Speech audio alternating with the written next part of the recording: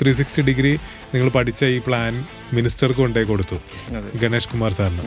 Students ആണെന്നുള്ളൊരു കൺസിഡറേഷനിലാണ് നമ്മൾ ആദ്യം ചെന്നതെങ്കിലും നമ്മുടെ റിപ്പോർട്ട് കണ്ടപ്പോഴാണ് ഈ വിഷയക്ക് ചിന്തിച്ചത്, ഇതിൽ പല കാര്യങ്ങളും ഉണ്ടല്ലോ, ചില്ലറക്കളിയല്ലെന്ന് മനസ്സിലായത് അപ്പോഴാണ്.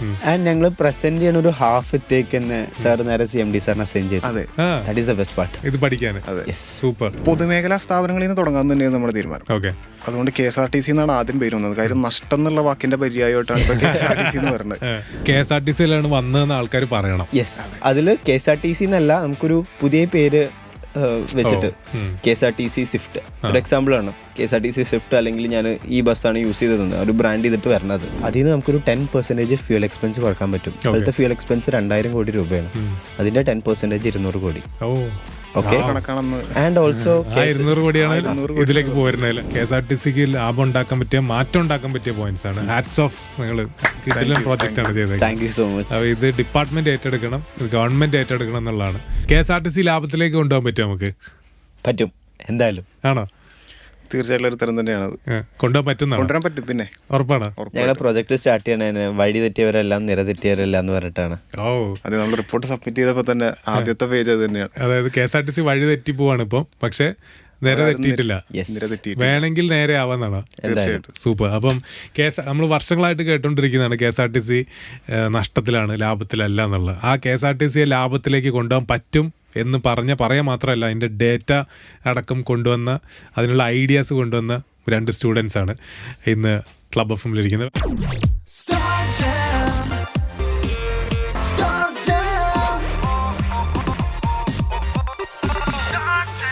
With RJ Rafi. എൻ്റെ പേര് അദ്നാൻ ഷാജി. ഞാൻ രാജഗിരി കോളേജിൽ IDC innovation and entrepreneurship development സെല്ലിന്റെ സ്റ്റുഡന്റ് ലീഡും കൂടിയിട്ടാണ്. ഞാൻ മഹേഷ് മോഹനാണ്, അഗൈൻ രാജഗിരി. ഞങ്ങൾ ഒരുമിച്ച് പഠിക്കുന്നതാണ്, IEDCയുടെ ഒരു മെമ്പർ തന്നെയാണ്. എന്തിനാ പഠിക്കുന്നത്? ഞങ്ങൾ BCom ഗ്രാജുവേറ്റ്സ്. BCom സ്റ്റുഡൻസ് ആണ്. അപ്പൊ ഈ പറഞ്ഞ ക്ലബ് എന്താ ശരിക്കും? ഞങ്ങള് കോളേജിലത്തെ ബിസിനസ് ക്ലബ്ബാണ്. അതായത് നമ്മളെ സ്റ്റുഡൻസിൽ ഓണ്ടർപ്രണേഴ്സിനെ ഡെവലപ്പ് ചെയ്യാനും അവരുടെ സ്കിൽ എൻഹാൻസ് ചെയ്യാനും വേണ്ടിയിട്ട് സപ്പോർട്ട് ചെയ്യാൻ ഞങ്ങൾ കോളേജിലത്തെ ബെസ്റ്റ് ക്ലബ്. നമ്മുടെ പബ്ലിക് ട്രാൻസ്പോർട്ടാണ് അപ്പോൾ KSRTC എന്ന് പറയുന്നത്. ലോകത്തിലെ പബ്ലിക് ട്രാൻസ്പോർട്ടുകൾ എടുത്ത് നോക്കുകയാണെങ്കിൽ ഏതെങ്കിലുമൊക്കെ ലാഭത്തിലുണ്ടോ? ലാഭത്തിലുള്ളതുകൊണ്ട് ലാഭത്തിലില്ലാത്തതുകൊണ്ട്. ഇപ്പോൾ ദുബായ്, അബുദാബി അങ്ങനെ സൂപ്പർ ഡെവലപ്ഡ് കൺട്രീസിൽ നോക്കുകയാണെങ്കിൽ അവർ പ്രോഫിറ്റിലാണ്. കൂടുതലും ലാഭം ഇല്ലാതെ ഓടിക്കൊണ്ടിരിക്കുന്നവരായിരിക്കും അല്ലേ?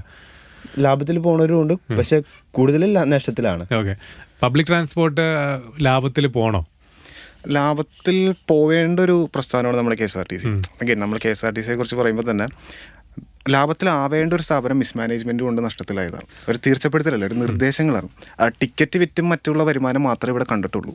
പക്ഷേ KSRTCക്ക് ടാപ്പ് ചെയ്യാൻ ഇതിലും വലിയ മാർക്കറ്റുകളുണ്ട്, റവന്യൂ ഓപ്ഷൻസ് ഉണ്ട്. പിന്നെ വേണമെങ്കിൽ ലാഭത്തിലേക്ക് പോകാൻ നിങ്ങൾക്ക് മനസ്സിലായി. അതുകൊണ്ടാണ് ഈ പ്രൊജക്റ്റ് ആയിട്ട് നിങ്ങൾ മുന്നോട്ട് പോയത് അല്ലേ? ലാഭത്തിൽ പോയി കഴിഞ്ഞാൽ നമ്മളെ പബ്ലിക്കിന് തന്നെയല്ലേ ഗുണം. കൂടുതൽ സർവീസ്, കൂടുതൽ ബസ്സസ് വരും, കൂടുതൽ അടിപൊളി സർവീസ് വരും. സോ ഡെഫിനറ്റ്ലി ലാഭത്തിലാവണം. സൂപ്പർ. അപ്പോൾ നിങ്ങളുടെ ഈ പ്രോജക്റ്റിന്റെ ഭാഗമായിട്ട് KSRTCയിലേക്ക് നിങ്ങൾ എപ്പോഴാണ് ലാൻഡ് ചെയ്ത്? ഞങ്ങള് 2 കൊല്ലം എടുത്തോ? വാവ്. അപ്പോൾ KSRTCയിൽ ആലോചന വന്നു തുടങ്ങി എങ്ങനെ? ഇപ്പോൾ ഞങ്ങൾ ഫസ്റ്റ് ഞങ്ങൾ IDC ക്ലബ്ബിൽ ക്വാളിറ്റി സർക്കിൾ കൊണ്ടൊരു ഇനീഷ്യേറ്റീവ് സ്റ്റാർട്ട് ചെയ്യാൻ പ്ലാൻ ഇട്ടു. അതായത് നമ്മളെ സ്റ്റുഡൻസ് ഇപ്പോൾ ഓരോ മാനേജ്മെന്റ് കോമ്പറ്റീഷനിലൊക്കെ പോയിട്ട് കുറേ ഫസ്റ്റ് പ്രൈസും ഇതൊക്കെ കിട്ടുന്നുണ്ട് ഞങ്ങൾക്ക്. അപ്പോൾ എന്തുകൊണ്ട് ഞങ്ങൾ ആ സെയിം സ്കിൽ സെറ്റ് ഒരു റിയൽ ലൈഫ് ബിസിനസ് കേസ് സ്റ്റഡിയിൽ ഇംപ്ലിമെന്റ് ചെയ്തിട്ടുള്ള ഒരു തോട്ട്. അപ്പോൾ അതിൽ ഒരു government organisation and private MSMEs ഇവർക്ക് ബിസിനസ് സ്ട്രാറ്റജി ഡെവലപ്പ് ചെയ്യണ ഒരു ഇനീഷ്യേറ്റീവായിട്ടാണ് ക്വാളിറ്റി സർക്കിൾ സ്റ്റാർട്ട് ചെയ്തത്.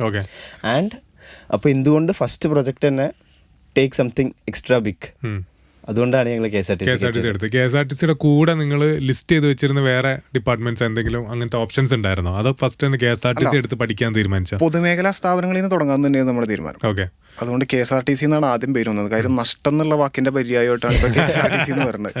അത് വർഷങ്ങളായിട്ടുള്ളതല്ല. ഒടുവിൽ ഉണ്ണികൃഷ്ണന്റെ ഒക്കെ ആ ഒരു സിനിമയിൽ തന്നെ പറയുന്നുള്ള കാര്യമാണ് KSRTCയിൽ ജോലി കിട്ടിയെന്ന് പറയുമ്പോൾ തന്നെ. അപ്പൊ അവിടെ നിന്നുള്ള ഒരു കൾച്ചറൽ സംഭവം ഉണ്ടാവുമല്ലോ, KSRTC നഷ്ടത്തിലാണെന്നുള്ളത്. ആ ഒരു ചോദ്യം തന്നെ നമ്മൾ ചോദിച്ചോളൂ. അവിടെ നിന്നാണ് തുടങ്ങിയത്. പിന്നെ നമുക്ക് പല പല പ്രൊജക്റ്റുകൾ പ്ലാൻ ചെയ്തു. അത് പക്ഷെ അതിനേക്കാൾ എല്ലാത്തിനും ഒരു പ്രൈം ഇമ്പോർട്ടൻസ് ഉള്ളതും ഒരു റെലവൻസ് ഉള്ളതും ഉറപ്പായിട്ടും KSRTC ആണ്. ഇപ്പൊ KSRTC നഷ്ടത്തിലാണെന്ന് പണ്ട് തൊട്ട് നമ്മൾ കേൾക്കുന്നതാണ്. ഈ ശരിക്കും നഷ്ടത്തിലാണെന്ന് നിങ്ങൾ എങ്ങനെയൊക്കെ മനസ്സിലാക്കി, എന്തൊക്കെ പഠിച്ചു നിങ്ങൾ? ഞങ്ങൾ 2004 മുതൽ 2016 വരെയുള്ള ഓഡിറ്റഡ് ഫിനാൻസസ് ആണ് എനിക്ക് KSRTC അയച്ചത്. ഓക്കെ, KSRTCയുടെ ഓഡിറ്റഡ് ഫിനാൻസസ്. ഇതില് ഈ 2004 മുതൽ 2016 വരെ നമുക്ക് അതിൽ നഷ്ടം മാത്രമേ കാണാനുള്ളൂ. 4 തൊട്ട് 16 എന്ന് പറയുമ്പോൾ ഏതാണ്ട് 10 വർഷം. 10 വർഷത്തെ ഈ ഓഡിറ്റ് നിങ്ങൾക്ക് എങ്ങനെ കിട്ടി? ഞങ്ങൾ വിവരാവകാശ നിയമപ്രകാരം അപ്ലൈ ചെയ്തതാണ്, റിക്വസ്റ്റ് അയച്ചതാണ്. കിട്ടാൻ എളുപ്പമായിരുന്നോ? എളുപ്പമല്ലായിരുന്നു. ഒരു ഗ്യാപ്പ് എടുത്തു, ഒരു 2-3-4 മാസം നടക്കേണ്ടി വന്നു. ഡിലേ ഒഴിച്ച കിട്ടി. അപ്പൊ എന്താ നമ്മൾ വിവരാവകാശം കൊടുത്തു, അവിടുന്ന് വന്ന റിപ്ലൈസ് എന്തൊക്കെയാ?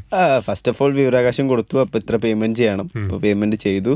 അപ്പോൾ ഇങ്ങനെയല്ല പേയ്മെന്റ് ചെയ്യേണ്ടത്, വേറെ സിസ്റ്റം വഴിയാണ് പേയ്മെന്റ് ചെയ്യേണ്ടത്. അങ്ങനെ ജസ്റ്റ് ഒരു കുറച്ച് ഓടിച്ചോ KSRTC? പൊടുക്കി. ഓക്കെ, ഓടി അവസാനം വിവരാവകാശ നിയമപ്രകാരം നമുക്ക് ഓഡിറ്റ് കിട്ടി, കണക്ക് കിട്ടി. കണക്കിൽ നിങ്ങൾ എന്തൊക്കെയാ പഠിച്ചത്? ലൈക്ക് കണക്ക് ഫസ്റ്റ് ഓഫ് ഓൾ 10 വർഷം മുമ്പുള്ളതാണ്. ഇപ്പോൾ 2025 2016 വരുമ്പോൾ 10 വർഷത്തെ ഡിഫറൻസ് ഉണ്ട്. ഇപ്പോഴത്തെ കണക്കില്ലേ? അപ്പോൾ ഇപ്പോഴത്തെ കണക്ക് ഓഡിറ്റഡ് അല്ലാത്തതുകൊണ്ട് പബ്ലിക്കിൽ അവൈലബിൾ ആക്കാൻ പറ്റത്തില്ല. വിവരാവകാശ നിയമപ്രകാരം ഇത് ഓഡിറ്റ് ചെയ്യുന്ന എപ്പോഴാണ്? ഓഡിറ്റിംഗ് എല്ലാ വർഷവും നടക്കേണ്ടതാണ്, പക്ഷെ നടന്നിട്ടില്ല. അപ്പം 16 ശേഷം ഓഡിറ്റ് നടന്നിട്ടില്ല. അതിന്റെ ഒരു ഇന്റേണൽ മാനേജ്മെന്റ് സൈഡ് നമുക്ക് കറക്റ്റ് അറിയില്ല.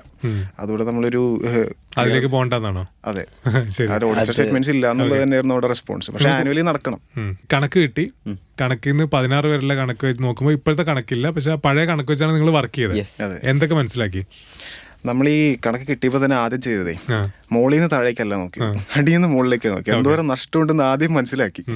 അവിടെ തുടങ്ങി. എന്നിട്ട് നമ്മൾ ഈ എക്സ്പെൻസുകൾ ബ്രേക്ക് ഡൗൺ ചെയ്തപ്പോൾ നമുക്ക് ഫ്യൂവലിലും സാലറിയിലുമാണ് ഏറ്റവും കൂടുതൽ എക്സ്പെൻസ് വരുന്നത്. അത് ഒബ്വിയസ് ആയിട്ടുള്ള കാര്യമാണ്. ഒരു ട്രാൻസ്പോർട്ട് കോർപ്പറേഷൻ എന്ന് പറയുമ്പോൾ ഏറ്റവും പ്രധാനപ്പെട്ട ഒരു ചിലവ് ഇതൊക്കെ തന്നെയാണ്. ഇന്ധനവും ശമ്പളക്കുടിശ്ശികകൾ കുറേ ഉണ്ട്. അവിടെ നിന്നാണ് നമ്മൾ വർക്ക് ഫോഴ്സിലേക്ക് നീങ്ങിയത്. പിന്നെയാണ് നമ്മൾ ഇൻകം സോഴ്സുകളെ കുറിച്ച് ചിന്തിച്ചത്, അടിയിൽ നിന്ന് മുകളിലേക്ക്. ഇൻകം സോഴ്സുകളിലേക്ക് പോയപ്പോൾ നമ്മൾ പ്രധാനപ്പെട്ടും കണ്ടത് ഒരു കമ്പാരിസൺ നമ്മൾ നടത്തി. കർണാടക SRTC നോക്കി, നമ്മുടെ KSRTC നോക്കി.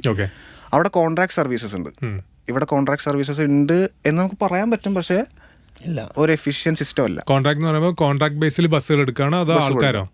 ബസ് കൊടുക്കുക, ഓരോ ഓർഗനൈസേഷന് കൊടുക്കാം. ഓക്കെ, അപ്പോൾ അതായത് ഇപ്പം ഒരു IT കമ്പനിയാണെങ്കിൽ അവർക്ക് ബസ് ഓടിക്കും. അങ്ങനെ അതായിരുന്നു പ്രധാനപ്പെട്ട കാര്യം. പിന്നെ ഇൻകം സോഴ്സ് ഡൈവേഴ്സിഫിക്കേഷനെ കുറിച്ചാണ് നമ്മൾ ചിന്തിച്ചത്. അത് വലുതാക്കാം നോക്കി. ടിക്കറ്റ് വരുമാനം മാത്രമല്ല കാര്യം, KSRTCയിലൊക്കെ ഡിപ്പോട്ടുകൾ ഉള്ളത് എവിടെയാ? തമ്പാനൂർ, എടപ്പാൾ, ആലുവ, എറണാകുളം, ഇതൊക്കെ നല്ല പേരുകെട്ട സ്ഥലങ്ങളാണ്. ഇവിടെ 1-2 ആളുകളല്ല വന്നു പോണത്.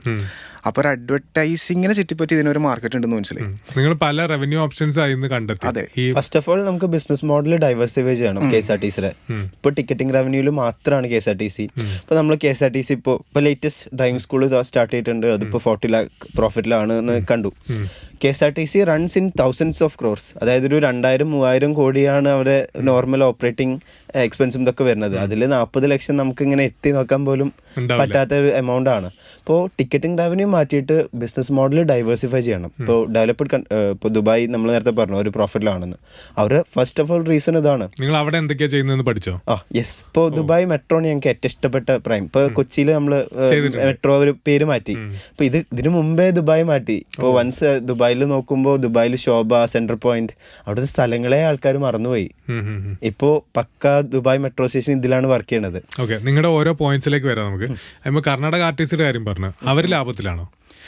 അവരുടെ ഇതേ പ്രശ്നങ്ങൾ തന്നെ അവിടെയുണ്ട്. കാര്യം എല്ലാ സ്റ്റേറ്റ്മെന്റ്സും അവിടെ അവൈലബിൾ അല്ല. ഓക്കെ, അപ്പൊ അതുകൊണ്ട് നമുക്കൊരു ആബ്സല്യൂട്ട് ടേംസിൽ പറയാൻ പറ്റില്ല പ്രോഫിറ്റബിൾ ആണെന്നുള്ളത്. പക്ഷേ മച്ച് ബെറ്റർ സിസ്റ്റം ആണ്. ഓക്കെ, മച്ച് ബെറ്റർ സിസ്റ്റം ആണെങ്കിൽ പോലും ഐ വുഡ് സേ ഭയങ്കര ഇതാണ്. ഇപ്പോൾ 2016 KSRTCക്ക് 4000 കോടിയാണ് കടം. ആൻഡ് 2016 തമിഴ്നാട്, കർണാടക ലൈക്ക് നമുക്ക് ഫിനാൻഷ്യൽ പാടുണ്ടായിരുന്നു. തമിഴ്നാട്ടിൽ എത്ര 6000 കോടിയായിരുന്നു കടം. സെയിം ടൈം ഇപ്പോൾ തമിഴ്നാട് നോക്കുകയാണെങ്കിൽ അന്ന് 6000 ഉണ്ടായിരുന്നത് ഇന്ന് 22,000 കോടിയാണ് കടം. അവിടെയും കടമാണ്. യെസ്, നമ്മളെ ഇന്ത്യയിലെ ഒരു റോഡ് ട്രാൻസ്പോർട്ട് ഓർഗനൈസേഷൻ പ്രോഫിറ്റിലല്ല, വൻ നഷ്ടത്തിലാണ്. ഈ ഓഡിറ്റ് ഡേറ്റ അല്ലാതെ വേറെ എന്തൊക്കെയാണ് പഠിക്കാൻ ശ്രമിച്ചത്? ഞങ്ങളെ പഠിച്ചതിൻ്റെ ഒരു സിസ്റ്റം പറഞ്ഞു കഴിഞ്ഞാൽ ഫസ്റ്റ് 2000 മുതൽ 2016 വരെയുള്ള ഫിനാൻഷ്യൽസ്, ദെൻ ഡെവലപ്ഡ് കൺട്രീസും അല്ലെങ്കിൽ വേൾഡിൽ ബെസ്റ്റ് ആയിട്ടുള്ള ട്രാൻസ്പോർട്ട് ഓർഗനൈസേഷൻ അവരെ ബിസിനസ് മോഡൽ അവരെങ്ങനെയാണ് എന്തൊക്കെയാണ് അവരെ പുതിയതായിട്ട് ഇംപ്ലിമെന്റ് ചെയ്തിട്ടുള്ളത് അത് കേരളത്തിൽ എങ്ങനെ കൊണ്ടുവന്നു കഴിഞ്ഞാൽ ആൾക്കാർ അക്സെപ്റ്റ് ചെയ്യും. ആൻഡ് ആ അക്സെപ്റ്റ് ചെയ്യുന്നതിന്റെ സർവേ ഒരു ഓൾ കേരള 3 ഡിവൈഡ് ചെയ്തിട്ട് 3 പാർട്ടിൽ ആൾക്കാരോട് സംസാരിച്ചു. എന്തൊക്കെയാ ചോദിച്ചത്? ലൈക്ക് നമ്മളിപ്പോൾ ഓരോ ബിസിനസ് ഇപ്പോൾ നമ്മൾ സജഷനിലുണ്ട് പ്രീമിയം ഓർഡിനറി ബസ്സസ് വേണം. ഇപ്പോൾ നമ്മളെ നാട്ടിൽ നോക്കുകയാണെങ്കിൽ പ്രൈവറ്റ് വെഹിക്കിൾസിൻ്റെ എണ്ണം ഡേ ബൈ ഡേ കൂടിക്കൊണ്ടിരിക്കുകയാണ്. നാഷണൽ ആവറേജ് വെച്ചിട്ട് കേരളത്തിൽ 1/2 ബസ് പോലും ഇല്ല. നാഷണൽ ആവറേജ് 1.2 ബസ്സസ് ഉണ്ട്. അപ്പോൾ ആൾക്കാരോട് ചോദിച്ചു ലൈക്ക് എന്തുകൊണ്ടാണ് അവർ ബസ് എടുക്കാത്തത്, എന്തുകൊണ്ടാണ് അവർ ബസ് എടുക്കുന്നത്, ആൻഡ് അവർക്ക് എന്താണ് ഇനി വേണ്ടത്. ഇപ്പോൾ പ്രീമിയം ബസ് ഇനി കൂടുതൽ പ്രീമിയം ചാർജിൽ അവർക്ക് ഇംപ്ലിമെന്റ് ചെയ്ത് കഴിഞ്ഞാൽ whether they buy or not. ഇപ്പം എല്ലാവരും പറഞ്ഞത് അവർ പ്രീമിയം ബസ്സിന് വേണ്ടിയിട്ട് 10-20 മിനിറ്റ് കൂടുതൽ വെയിറ്റ് ചെയ്യാൻ തയ്യാറാണ്. അവർ എത്ര പൈസ വേണേലും കൂടുതൽ അടക്കാനും തയ്യാറാണ്. പ്രീമിയം ബസ് എന്ന് പറയുമ്പോൾ ഒരു മിഡ് സെഗ്മെന്റ് അത് നമുക്കിപ്പോൾ സൂപ്പർ ഫാസ്റ്റുകളുണ്ട്, ഫാസ്റ്റുകളുണ്ട്, ഓർഡിനറികളുണ്ട്. ഈ 2 ബസ്സിനും നിറം മാറ്റി അടിച്ച് കുറച്ച് സ്റ്റോപ്പും കുറച്ചിട്ടുണ്ടേ ഉള്ളൂ. പക്ഷെ ഇതിന്റെ നടുക്ക് തിരക്ക് എന്ന് പറയുന്ന ഒരു കൺസെപ്റ്റ് ഇല്ലാത്തൊരു ബസ് വന്ന് എങ്ങനെയായിരിക്കും? ഒരു 10 മിനിറ്റ് എനിക്ക് അധികം നിൽക്കാം, പക്ഷെ 10 മിനിറ്റ് അധികം നിന്ന് കഴിഞ്ഞാൽ സുഖമായിട്ട് യാത്ര തിരക്കില്ലാത്തൊരു ബസ് സീറ്റ് കൺഫേംഡ് ആയിട്ട് കിട്ടുമെന്നുണ്ടെങ്കിൽ ആളുകൾ നിൽക്കുമെന്ന് പറഞ്ഞേ. അതിനേക്കാൾ മുകളിൽ ഇതിന് ടിക്കറ്റ് റേറ്റ് കൂടുതൽ തരുമോ എന്ന് ചോദിച്ചപ്പോൾ അവർ തരാമെന്ന് പറഞ്ഞേ. അപ്പൊ KSRTCക്ക് പ്രതീക്ഷയുണ്ട്.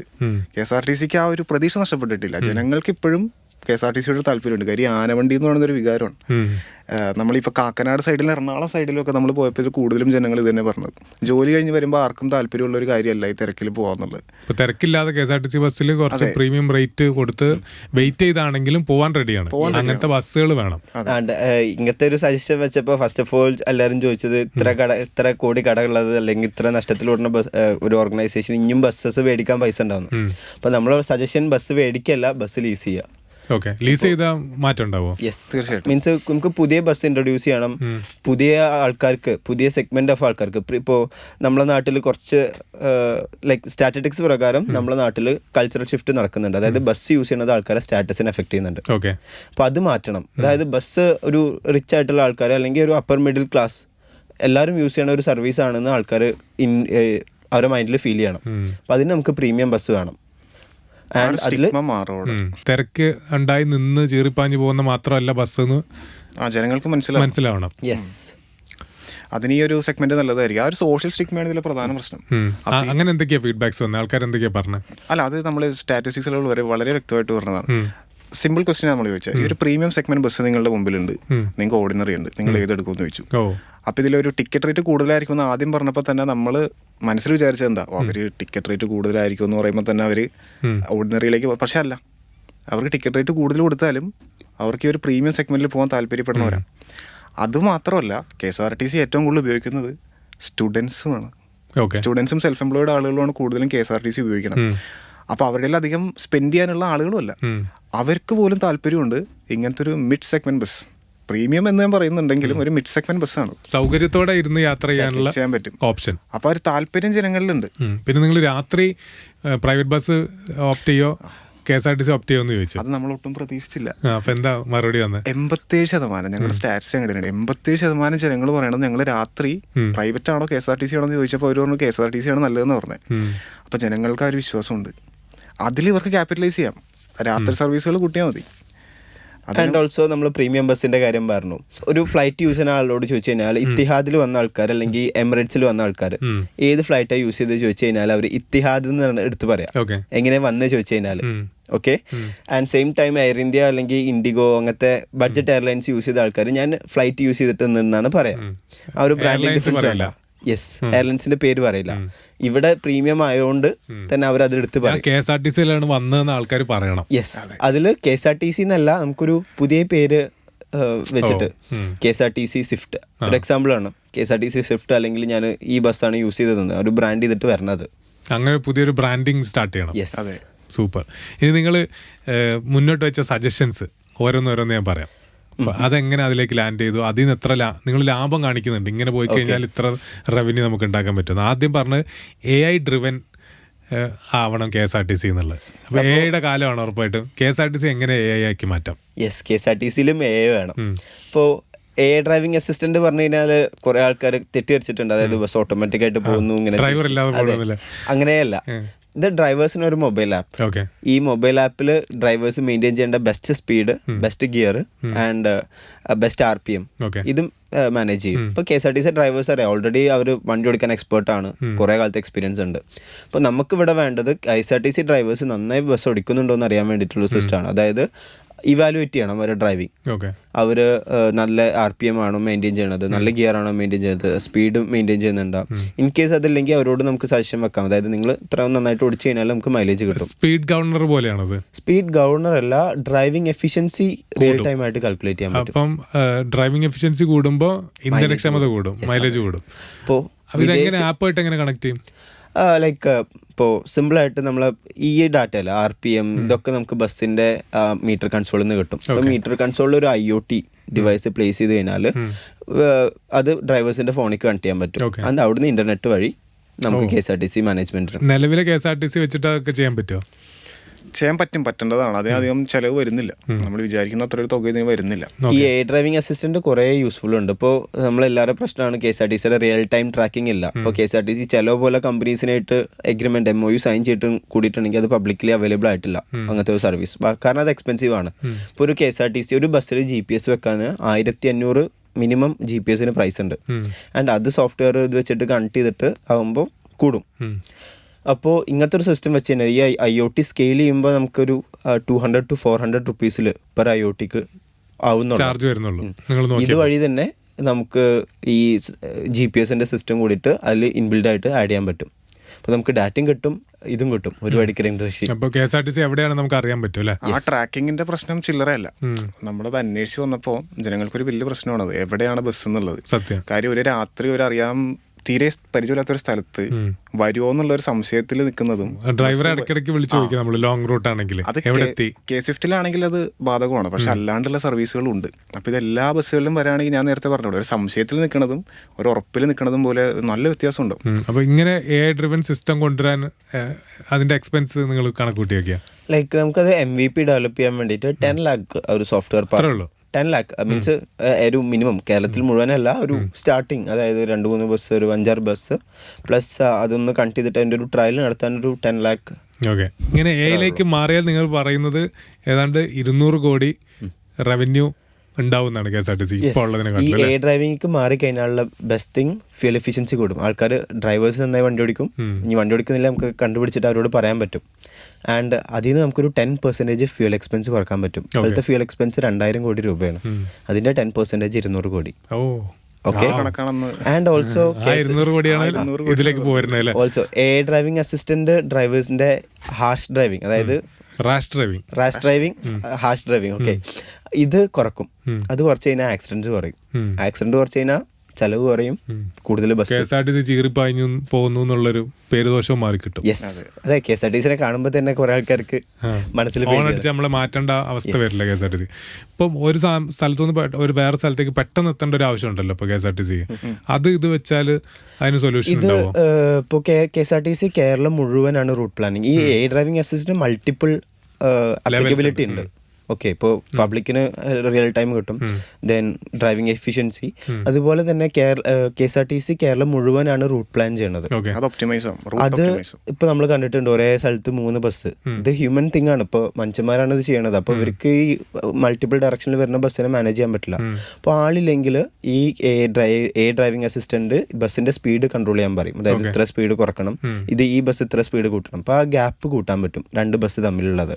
ഒരേ സമയത്ത് 3-4 ബസ്സുകൾ. കാര്യം ഒരേ ഡിപ്പോട്ടിൽ നിന്നല്ല എല്ലാ ബസ്സുകളും പോകുന്നത്, പല ഡിപ്പോട്ടുകളിൽ നിന്ന് തന്നെ. അപ്പൊ ആ സമയത്തിന്റെ പ്രശ്നം നമുക്ക് ഇതുവഴി മാറ്റാം. ട്രാക്കിംഗ് വന്നാൽ. അപ്പോൾ AI ഡ്രിവൻ റൂട്ട് മാപ്പിങ്ങും റൂട്ട് അലൊക്കേഷനും ഒക്കെ വന്നു കഴിയുമ്പോൾ ഈ പറഞ്ഞ ചീറിപ്പായേണ്ട അവസ്ഥയും വരില്ല. ഇല്ല, ട്രാഫിക് അനുസരിച്ചിട്ട് അതിനനുസരിച്ചിട്ട് മാറും. ഇപ്പൊ ട്രാഫിക് ഉണ്ടെങ്കിൽ ഈ സിസ്റ്റം നേരത്തെ തന്നെ മനസ്സിലാക്കി അതിനനുസരിച്ചിട്ട് ബാക്കിയുള്ള ബസ്സും ഫ്രണ്ടിലത്തെ ബസ്സും ടൈം ഷെഡ്യൂളും പബ്ലിക്കിനുള്ളതും മൊത്തം അത് തന്നെ ഓട്ടോമാറ്റിക്കായിട്ട് ചെയ്തോളും. പോളി. നിങ്ങളുടെ അടുത്ത പോയിന്റിലേക്ക് പോകാം നമുക്ക്. ബസ്സിന്റെ മുകളിലത്തെ സ്പേസ് അത് ലഗേജിന് ഉപയോഗിക്കാം അല്ലേ? അങ്ങനെയാണോ? എന്താണ് ലോജിസ്റ്റിക്സിന് അതിൽ നിന്ന് റവന്യൂ വരും? KSRTC ഇപ്പോൾ ഓൾറെഡി പാർസൽ സർവീസ് ഉണ്ട്. അപ്പോൾ അതിൽ KSRTCയുടെ കണ്ടക്ടർ പാർസൽ മേടിക്കുന്നു, ബസ്സിൽ വെക്കുന്നു, സ്ഥലത്തിന് ഇറങ്ങി കൊടുക്കുന്നു. ഇതിന്റെ ഒരു ലാർജ് സ്കെയിൽ നമുക്ക് ചെയ്യണം. ഇപ്പോൾ നമ്മൾ ഇ-കൊമേഴ്സിന്റെ കാലമാണ്. ഇ-കൊമേഴ്സിന്റെ കാലം കഴിയാനായി എന്ന് പറയാൻ വേണമെങ്കിൽ. അപ്പോൾ ഇതിൽ 70% ഇ-കൊമേഴ്സ് വെക്കുന്നതും ചെറിയ ചെറിയ സാധനങ്ങളാണ്. ഇപ്പോൾ ഫോണിന്റെ പാക്കറ്റിന്റെ സൈസ് അല്ലെങ്കിൽ അതിന്റെ ഒരു 2x സൈസ്, ഒരു ചെറിയ സ്ക്വയർ. അപ്പോൾ ഇത് സെയിം ഡേ ഡെലിവറി കേരളത്തിൽ ഉടനീളം നടത്താൻ വേണ്ടിയിട്ട് അവർക്ക് അബൌട്ട് 60 to 100 റുപ്പീസാണ് കോസ്റ്റ് ആവുന്നത്. ഇ കൊമേഴ്സ് കമ്പനീസിന് same day delivery in Kerala. Same time KSRTC നോക്കുകയാണെങ്കിൽ KSRTCക്ക് കാസർഗോഡ് മുതൽ ട്രിവാൻഡ്രം വരെ ഡെയിലി ഫ്ലീറ്റ് നടത്തുന്ന ബസ്സസ് ഉണ്ട്. ഓക്കെ, എന്തുകൊണ്ട് ഈ ബസ്സസ് യൂസ് ചെയ്തിട്ട് ഈ ബസ്സിൻ്റെ മേലത്തെ സ്പേസിൽ ഈ നമ്മൾ പണ്ട് വാഴക്കൊലും അങ്ങനത്തെ കാര്യങ്ങളൊക്കെ വെച്ചിട്ട് ട്രാൻസ്പോർട്ട് ചെയ്യാൻ സ്ഥലം ഏതാണ്ട് ആ സൈസിലൊരു ഡോക്ക് സെറ്റ് ചെയ്യുന്നു, സ്റ്റേഷനിലും ഡോക്ക് സെറ്റ് ചെയ്യുന്നു, മെക്കാനിക്കൽ ഡോക്ക്. അപ്പോൾ ഈ ഡോക്ക് ഓട്ടോമാറ്റിക് ഇതിൻ്റെ ഉള്ളിൽ ഈ ബോക്സ് ട്രാൻസ്പോർട്ട് ചെയ്യാൻ പറ്റും. ഒരു ബൾക്കി കൊറിയർ അല്ല നമ്മൾ പറയുന്നത്. നമ്മൾ പറയുന്ന സ്കെയിലും ആ ഒരു ഡെപ്തിലും ഇതുവരെ ചെയ്തിട്ടില്ല, ഇംപ്ലിമെന്റ് ചെയ്തിട്ടില്ല. അങ്ങനെ ചെയ്ത് കഴിഞ്ഞാൽ എന്താ മാറ്റം വരും? പുതിയ റവന്യൂ സോഴ്സ് ആണ് അത് കാൽക്കുലേറ്റ് ചെയ്ത് അതിൽ നമുക്ക് ഒരു ആവറേജ് 2000 പെർ ബസ്. അതിൽ നമുക്ക് ഇയർലി 36.5 കോടി രൂപ റെക്കറിങ് റവന്യൂ എല്ലാ വർഷം, വേറെ ഒരു കോസ്റ്റും ഇല്ല. ആൻഡ് ഈ ഡെലിവറി കമ്പനീസിന് ഈ സെയിം ഡേ ഡെലിവറി കേരളത്തിൽ 6 രൂപ പെർ ഡെലിവറിക്ക് കോസ്റ്റിൽ സെയിം ഡേ ഡെലിവറി നടത്താൻ പറ്റും. ഡെലിവറി കോസ്റ്റും കുറയും, KSRTCക്ക് വരുമാനമാവും, നമുക്ക് മെച്ചമാണ് അല്ലേ ഓർഡർ ചെയ്യുന്നവർക്ക്. അടുത്തത് ഒരു ഇൻട്രസ്റ്റിംഗ് സംഭവമാണ് ഡിജിറ്റൽ പേയ്മെന്റിലേക്ക് കൊണ്ടുപോകാന്നുള്ളതാണ്. K-Wallet ഇഷ്ടപ്പെട്ടു, പേരും ഇഷ്ടപ്പെട്ടു. നമ്മളതൊരു സബ്സ്ക്രിപ്ഷൻ ബേസ്ഡ് പാക്കേജിൽ നിന്ന് ഇൻസ്പയർ ആയതാണ്. സ്റ്റാർബക്സ് ഒക്കെ ഇല്ലേ, സ്റ്റാർബക്സിലൊക്കെ ഉള്ള ഒരു പരിപാടിയാണ് ഈ സബ്സ്ക്രിപ്ഷൻ. അപ്പൊ നമ്മളുടെ നാട്ടിൽ 32 ലക്ഷം ജനങ്ങളാണ് ഒരു ദിവസം KSRTC ഉപയോഗിക്കുന്നത്. അതിന്റെ 25% എന്ന് പറയുമ്പോൾ 8 ലക്ഷം ജനങ്ങൾ. ഈ 8 ലക്ഷം ജനങ്ങൾക്കും ഒരു 100 രൂപ മാസത്തേക്കുള്ള ഒരു സബ്സ്ക്രിപ്ഷൻ ഏറ്റവും ചെറുതാണ്. കാര്യം ഒരു സ്ഥിരം KSRTC ഉപയോഗിക്കുന്ന ഒരാൾ മാസം 100 എങ്ങനെ പോലും ചിലവാക്കും. കൺസർവേറ്റീവ് ആവട്ടെ, 100 രൂപ ചിലവാക്കാന്ന് വെച്ചോ, അയാൾ ഈ 100 രൂപ ആദ്യം തന്നെ സബ്സ്ക്രിപ്ഷൻ എമൗണ്ട് കൊടുക്കുക. അത് അയാളുടെ K-Walletലേക്ക് വരും. ഇങ്ങനെ ഈ 8 ലക്ഷം ജനങ്ങളിൽ നിന്ന് 100 രൂപ വെച്ച് കളക്ട് ചെയ്യാം. അപ്പോൾ ഒരു വർഷം 12 മാസം. അപ്പോൾ ആകെ മൊത്തം എത്ര 96 കോടി രൂപയുടെ അടുത്ത് നമുക്ക് ഓൾറെഡി വന്നു. പക്ഷേ ഇതിൽ ഏറ്റവും ഹൈലൈറ്റ് എന്താ, ഇതിൻ്റെ പുറത്ത് 1 രൂപ പോലും പലിശയില്ല. 1 രൂപ പോലും പലിശയില്ലാണ്ട് 96 കോടി റെക്കറിങ് ആയിട്ട് നമുക്ക് വരും. പിന്നെ ഈ 96 കോടി രൂപ എന്ന് നമ്മൾ പറയുമ്പോഴും ഒരു ബേസ് ബെഞ്ച് മാർക്കാണത്. അതിൻ്റെ മുകളിലേക്ക് നമുക്ക് 500-ന്റെ പാക്കേജസ് ഉണ്ടാവും, 1000 രൂപയുടെ ഉണ്ടാവും, പല തുകകളുടെ നമുക്ക് കൊണ്ടുവരാം. ഇങ്ങനെ നമുക്കൊരു 5 വർഷം ചെയ്യുമ്പോഴേക്കും നമുക്ക് ഏകദേശം ഒരു 400 കോടി രൂപയുടെ അടുത്ത് നമുക്ക് റവന്യൂ മാത്രമായിട്ട് കിട്ടി. ഇതിൽ നമുക്ക് വരുന്ന ചിലവ് എന്താ, ആ KSRTCയുടെ ആ K-Wallet എന്ന് പറഞ്ഞ പ്ലാറ്റ്ഫോം അത് മാത്രമേ നമുക്ക് ചിലവുള്ളൂ. പിന്നെ ഇതിൽ നമ്മൾ ജനങ്ങളുടെ അടുത്ത് ചോദിച്ചു, കണ്ടക്ടേഴ്സിന് അടുത്ത് ചോദിച്ചു. പക്ഷെ കണ്ടക്ടേഴ്സിന്റെ പ്രധാന പ്രശ്നം എന്താ, പൈസ വാങ്ങാൻ കൊടുക്കുക. പക്ഷെ നമ്മൾ അവിടെ നമ്മൾ ഞെട്ടിച്ച് കളഞ്ഞുകൊണ്ട് കണ്ടക്ടേഴ്സ് പറഞ്ഞത് ഇത് ഞങ്ങളുടെ ജോലി എളുപ്പമാക്കുന്ന. സ്കാനർ വെച്ചാൽ മതി, അല്ലെങ്കിൽ ഡിജിറ്റൽ പ്ലാറ്റ്ഫോം ഉണ്ടെങ്കിൽ അതിലേക്ക് പേയ്മെന്റ് ചെയ്യാൻ പറ്റും. K-Walletന്റെ പ്രധാന ഉദ്ദേശം KSRTC അടുത്ത 10-15 വർഷം കഴിഞ്ഞാൽ കംപ്ലീറ്റ് ആയിട്ട് സബ്സ്ക്രിപ്ഷൻ മോഡലിലേക്ക് പോകണം ബിസിനസ്. ഇപ്പോൾ നമ്മൾ KSRTC പോണ ഒരാളോട് പറയാണ്, ഇനി KSRTC കാരണെങ്കിൽ നാളെ മുതൽ സബ്സ്ക്രൈബ് ചെയ്യണം, എന്തായാലും അവർക്ക് എടുക്കാൻ പറ്റില്ല, ചിന്തിക്കാൻ പോലും പറ്റില്ല. അപ്പോൾ ഇവഞ്ച്വലി ആൾക്കാരെ ഹാബിച്വേറ്റഡ് ആക്കി മാറ്റണം. മെട്രോയിൽ അങ്ങനെ കാർഡ് ഉപയോഗിക്കുന്നുണ്ട്. ഇപ്പോൾ KSRTC UPI ട്രാൻസാക്ഷൻ സ്റ്റാർട്ട് ചെയ്തിട്ടുണ്ട് ട്രിവാൻഡ്രം സൈഡിൽ. പക്ഷേ UPI KSRTCക്ക് വലിയ ലാഭം ഒന്നുമില്ല. മീൻസ് ഈ സ്റ്റാർബക്സിന് ഇപ്പോൾ പറഞ്ഞു അബൌട്ട് 1 to 3 ബില്യൺ US$ ഇവർക്ക് ഈ ഒരു സിസ്റ്റത്തിൽ. അപ്പോഴപ്പോൾ നമുക്ക് പൈസ വരുന്നു പോകുന്നതും ഒരു വലിയ തുക ആദ്യമേ കിട്ടുന്നതും വ്യത്യാസമുണ്ട്. അങ്ങനെ വരാനുള്ള വഴിയാണ്. അങ്ങനെ നമുക്ക് റെക്കറിംഗ് ആയിട്ട് വരുമ്പോഴും ഇന്നൊരു 13 രൂപ ഞാൻ GPay ചെയ്തു, ഒരു 12 രൂപ തിരിച്ച് ചെയ്തു, 10 രൂപ ചെയ്തു. പക്ഷെ അങ്ങനെ കിട്ടിയിട്ട് കാര്യമില്ല. നമുക്കൊരു 100 രൂപ ഒരു മാസത്തേക്കാണെന്നും പറഞ്ഞ് നമുക്ക് KSRTC കോർപ്പറേഷൻ ആദ്യം കിട്ടിയെന്ന് ആലോചിച്ച് നോക്കി. അത്രയും വലിയൊരു തുക നമുക്ക് കിട്ടി. ഭയങ്കര ഐഡിയ അല്ലേ, ഒരു സിമ്പിൾ ഐഡിയ അത്. ഇത് നമ്മളധികം ബുദ്ധി ഉപയോഗിക്കാണ്ട് വരെ നമുക്ക് കിട്ടി അല്ലേ. ഈ 100 നമ്മൾ സബ്സ്ക്രിപ്ഷൻ കൊടുത്തെങ്കിലും ഇതിൽ നമുക്ക് ടിക്കറ്റിന് പൈസ ഉപയോഗിച്ചൂടെ? ടിക്കറ്റിന് ഭാവിയിൽ നമ്മൾ കയറുമ്പോൾ ഈ 100 നമുക്ക് ടിക്കറ്റ് എടുക്കാം. നല്ല ഐഡിയ. അതൊരു ഓഫ്ലൈൻ പേയ്മെന്റ് ആണ്, NFC വഴി. ഇപ്പോൾ ജസ്റ്റ് ടാപ്പ് ആൻഡ് പേ. അപ്പൊ എത്ര കോടി ഉണ്ടാക്കി നമ്മളിപ്പോ ടോട്ടൽ? ഇതിൽ നിന്ന് നമുക്ക് ഏറ്റവും മിനിമം 90 crores ആണ്. പക്ഷേ ആവറേജ് ഞങ്ങൾ എക്സ്പെക്ട് ചെയ്യുന്നത് ഇതിൽ നിന്ന് 600 crores ആണ്. വാവ്. അപ്പൊ 600, നേരത്തെ 200, പിന്നെ ഒരു 36, ഇപ്പൊ തന്നെ ഒരു 100-800 കോടിയോളം നമ്മൾ കാൽക്കുലേറ്റ് ചെയ്ത്. അത് നമ്മൾ ഇത്രയും പറഞ്ഞ സജഷൻസിൽ ഒട്ടും നടക്കായികയില്ല അല്ലേ? ഇല്ല, ഇതെല്ലാം നടക്കുന്നതാണ്, പ്രാക്ടിക്കലാണ്, വിചാരിച്ച ചെയ്യാൻ പറ്റും. എക്സാക്ട്ലി. ഡെവലപ്ഡ് കൺട്രീസ് ഇതൊക്കെ പ്രൂവ് ചെയ്ത് കഴിഞ്ഞിട്ടുള്ളതാണ്. ഉദാഹരണങ്ങൾ നമുക്ക് ചുറ്റുമുണ്ട്. അടുത്തത് നമ്മൾ ഓൾറെഡി കണ്ടതാണ്, നമ്മുടെ മെട്രോ ഇത് പ്രാക്ടിക്കലി ചെയ്യുന്നതാണ്. മെട്രോ സ്റ്റേഷൻസിന് ബ്രാൻഡുകളുടെ പേര് കൊടുക്കുന്നു, അങ്ങനെ അതിനെ സെല് ചെയ്യുന്നു, അഡ്വർടൈസ് ചെയ്യുന്നു. അപ്പോൾ KSRTC ഡിപ്പോകൾക്ക് അങ്ങനെ പേര് കൊടുക്കാന്നാണ് നിങ്ങൾ പറഞ്ഞേക്കുന്നത്. അത് കിടിലൻ ഐഡിയ കേട്ടോ. എങ്ങനെയൊക്കെ കൊടുക്കാൻ പറ്റും? ഒരു ട്രൈഡ് ആൻഡ് ടെസ്റ്റഡ് സ്ട്രാറ്റജിയാണ് ഇതിൽ. നമുക്ക് ഒട്ടും സംശയത്തിന്റെ ഒരു പ്രശ്നം അവിടെ ഇല്ല. നമ്മൾ കൊച്ചി മെട്രോ തന്നെ നടത്തിയതാണ്. ഇന്റൽമണി വന്നു, നിർമ്മൽ, അങ്ങനത്തെ കുറെ ഇഷ്ടം പോലെ നമ്മൾ ആദ്യമൊക്കെ കണ്ടതല്ലേ കൊച്ചി മെട്രോ, സ്ഥലങ്ങളുടെ പേര് മാത്രമേ ഉള്ളൂ. പക്ഷെ ആ ഒരു ബ്രാൻഡിങ് കൂടി വന്നപ്പോൾ അവർക്ക് വെറും ഒരു പേരിന്റെ പുറത്ത് മാത്രം എത്ര പൈസ കിട്ടിയെന്ന് ആലോചിച്ച് നോക്കുക. പക്ഷെ അത് മാത്രമല്ല, ആ ഡീപ്പോട്ടുകൾ ശ്രദ്ധിച്ചാൽ മനസ്സിലാവും ഇപ്പോൾ കമ്പനിയുടെ ബ്രാൻഡിങ് കൂടി ഉണ്ട്. അപ്പോൾ ആ ഇൻഫ്രാസ്ട്രക്ചർ മെയിൻറ്റെയിൻ ചെയ്യാന്നുള്ള പ്രശ്നം കൂടെ നമുക്കവിടെ മാറിക്കിട്ടി. എന്നുള്ളൊരു ഏറ്റവും വലിയ പ്രശ്നമാണ് നമ്മുടെ KSRTC ഡീപ്പോട്ടുകളുടെ ഇൻഫ്രാ പ്രശ്നം.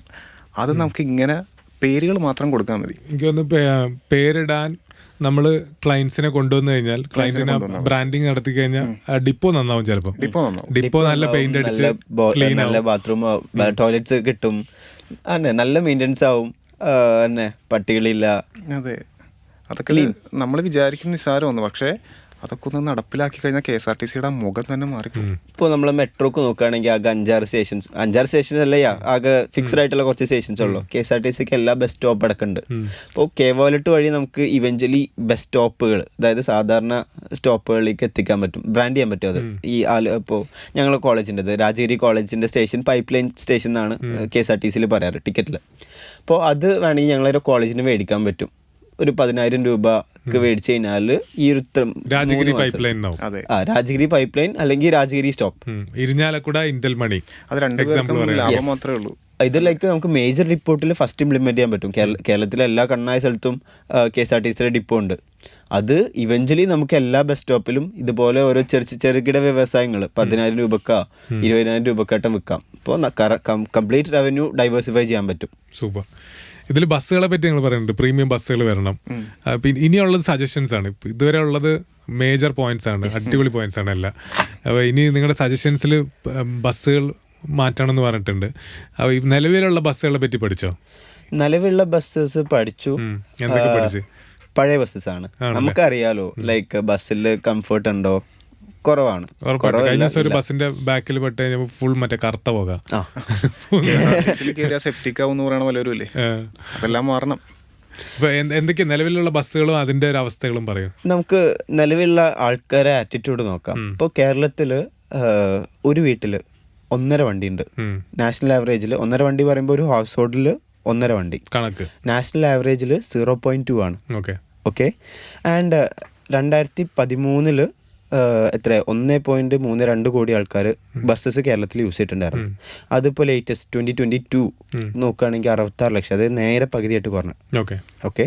ആൻഡ് ഓൾസോ കേരളത്തിൽ പ്രൈവറ്റ് വെഹിക്കിൾസിൻ്റെ എണ്ണം ഡ്രാസ്റ്റിക് ആയിട്ട് കൂടിക്കൊണ്ടിരിക്കുകയാണ് ഡേ ബൈ ഡേ. അപ്പോൾ കേരളത്തിൽ നോക്കുകയാണെങ്കിൽ ആൾക്കാർ കൺവീനിയൻസിനാണ് പ്രയോറിറ്റി കൊടുക്കുന്നത്, പൈസക്കല്ല. പ്രൈവറ്റ് വെഹിക്കിൾസ് എപ്പോഴും കോസ്റ്റ്ലി ആണ്, കാരണം അതിന് എക്സ്ട്രാ ഫ്യൂവൽ എക്സ്പെൻസ് ഉണ്ട്, മേടിക്കാനുള്ള എക്സ്പെൻസ് ഉണ്ട്, എല്ലാതും ഉണ്ട്. അപ്പോൾ ആൾക്കാർക്ക് ഇവിടെ കൺവീനിയൻസിനാണ് പ്രയോറിറ്റി, ഇവിടെ പൈസക്കല്ല.